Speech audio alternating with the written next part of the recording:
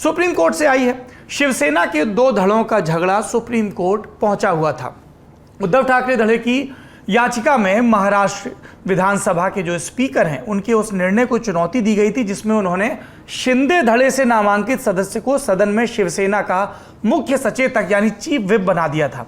इसी के साथ ठाकरे धड़े में जो बचे विधायकों के खिलाफ शुरू की गई निलंबन की कार्रवाई है उसको भी चुनौती दी गई थी। इसी तरह शिंदे धड़े ने भी अपना पक्ष रखते हुए याचिकाएं लगाई थी। दोनों पक्षों ने कुल मिलाकर 6 याचिकाएं लगाई थी जिनका संबंध मुख्यतः 4 बिंदुओं से है। क्या है 4 बिंदु? सदस्यों का निलंबन, स्पीकर का चुनाव, मुख्य सचेतक को लेकर स्पीकर की स्वीकृति और शिंदे फडणवीस सरकार को मिला विश्वास मत। ये 4 बिंदु।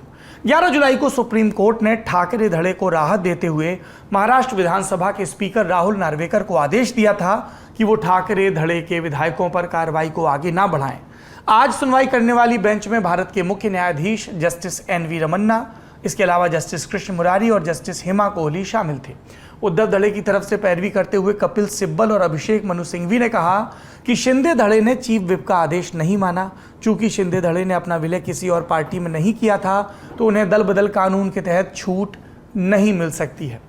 इसका काउंटर करते हुए शिंदे धड़े की तरफ से पेश हुए हरीश साल्वे ने कहा कि दल बदल कानून किसी दल के भीतरी लोकतंत्र पर लगाम नहीं लगा सकता। लक्ष्मण रेखा पार किए बिना अपनी आवाज उठाना दल बदल नहीं कहा जा सकता। दोनों पक्षों की दलीलें सुनने के बाद मुख्य न्यायाधीश ने कहा कि इस मामले में कुछ संवैधानिक प्रश्न पैदा हुए हैं। इन पर विचार करने के लिए एक बड़ी बेंच की आवश्यकता पड़ सकती है। पर न्यायालय ने साफ किया कि बड़ी बेंच बनाने का आदेश पारित नहीं किया गया है। पहले 27 जुलाई तक दोनों पक्षों को अपने प्रमुख मुद्दों को स्थापित करने का मौका दिया जाएगा। इसके बाद 1 अगस्त को सुनवाई होगी। तब तक न्यायालय का 11 जुलाई वाला आदेश प्रभावी रहेगा। हम दर्शकों को बता दें, जुबैर की जमानत याचिका और ठाकरे विरुद्ध शिंदे का जो सेना मामला है, इस पर अदालती कार्रवाई की बारीक जानकारी हमको कानूनी मामलों पर रिपोर्टिंग करने वाली वेबसाइट लाइव लॉ से मिली है। वैसे एक तरफ महाराष्ट्र विधानसभा का मुद्दा सर्वोच्च न्यायालय में सुना जाना था, दूसरी तरफ लोकसभा में बात एक कदम आगे बढ़ गई। 19 जुलाई को देर रात खबर आई कि लोकसभा के स्पीकर ओम बिड़ला ने शिवसेना संसदीय दल के नेता के तौर पर राहुल शेवाले को मान्यता दी। भावना गवली मुख्य सचेतक बनी रहेंगी। खबर यह है कि राहुल शेवाले शिंदे धड़े से आते हैं। वैसे भी शिवसेना के सांसद पहले ही संकेत दे चुके हैं कि वो किस तरफ हैं। तभी तो राष्ट्रपति चुनाव से पहले उन्हें वायु श्रेणी की सुरक्षा दी गई। महाराष्ट्र से ही एक अपडेट ये भी है कि यहां भाजपा विधायक राहुल कुल की शिकायत के बाद 4 लोगों की गिरफ्तारी हुई है। राहुल ने शिकायत की थी कि 3 भाजपा विधायकों से नवगठित शिंदे फडणवीस सरकार में कैबिनेट बर्थ के लिए 100 करोड़ मांगे गए। इस शिकायत के बाद धरपकड़ जारी है। अगली सुर्खी पंजाब से है, जहां पंजाबी गायक सिद्धू मूसेवाला के संदिग्ध हत्यारों और पंजाब पुलिस के बीच घंटों एनकाउंटर चला। इंडिया टुडे ने पुलिस सूत्रों के हवाले से इस एनकाउंटर की जानकारी प्रकाशित की है। इसके मुताबिक पुलिस को सूचना मिली थी कि अटारी सीमा के पास चीचा भकना गांव में गैंगस्टर जगरूप सिंह रूपा और उसका साथी मन्नू कूसा छिपे हो सकते हैं। पुलिस को शक था कि ये दोनों शार्प शूटर सिद्धू मूसेवाला हत्याकांड में शामिल थे। इस इनपुट के आधार पर पुलिस ने इलाके को घेरकर सर्च ऑपरेशन शुरू किया। इस दौरान संदिग्धों ने पुलिस पर गोलियां चलाईं। इसके बाद पुलिस ने जवाबी फायरिंग शुरू की। इसके बाद पंजाब पुलिस ने आम नागरिकों से घरों के अंदर रहने की अपील जारी की और वरिष्ठ अधिकारी एनकाउंटर स्थल पर पहुंचने लगे। दोपहर तक ये मालूम चल गया था कि आरोपी एक हवेली की आड़ लिए हुए हैं।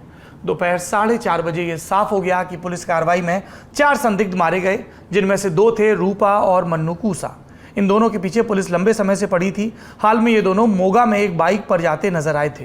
पुलिस ने घटनास्थल से AK-47, एक पिस्तौल और बड़ी संख्या में गोलियां बरामद की हैं। इस एनकाउंटर के दौरान कम से कम 3 पुलिसकर्मी जख्मी हुए हैं और एक समाचार चैनल के वीडियो जर्नलिस्ट के पैर में भी गोली लगी है। अगली सुर्खी एक खतरनाक पैटर्न से जुड़ी है। 19 जुलाई को हमने आपको बताया था कि किस तरह हरियाणा में अवैध खनन पर छापा मारने गए DSP सुरेंद्र सिंह की हत्या कर दी गई थी। आज दिवंगत DSP के भाई माखन सिंह ने कहा कि इन सब के पीछे एक बड़ी साजिश है, जिसके पर्दाफाश के लिए CBI द्वारा जांच आवश्यक है। माखन सिंह चाहते हैं कि केंद्रीय एजेंसी हरियाणा खनन विभाग के साथ साथ इलाके के SHO की भूमिका की भी जांच करे। इस बीच 2 और ऐसे मामलों की जानकारी भी सामने आई है, जहां पुलिस कर्मियों को वाहनों द्वारा रौंद दिया गया। झारखंड की राजधानी रांची में सब इंस्पेक्टर संध्या टोपनी सुरक्षा जांच के लिए लगाए गए नाके पर मौजूद थी। जब 19 जुलाई की रात को उन्हें एक वाहन ने रौंद दिया। उनकी मृत्यु हो गई। शुरुआती खबरों के मुताबिक संध्या की हत्या पशु तस्करों के वाहन से की गई है, ऐसा शक है। इसी तरह 20 जुलाई की सुबह 1 बजे गुजरात पुलिस के कांस्टेबल किरण राज भी आनंद जिले में सड़क पर वाहन जांच में तैनात थे जब एक ट्रक ने उन्हें रौंद दिया। इन्होंने भी प्राण त्याग दिए।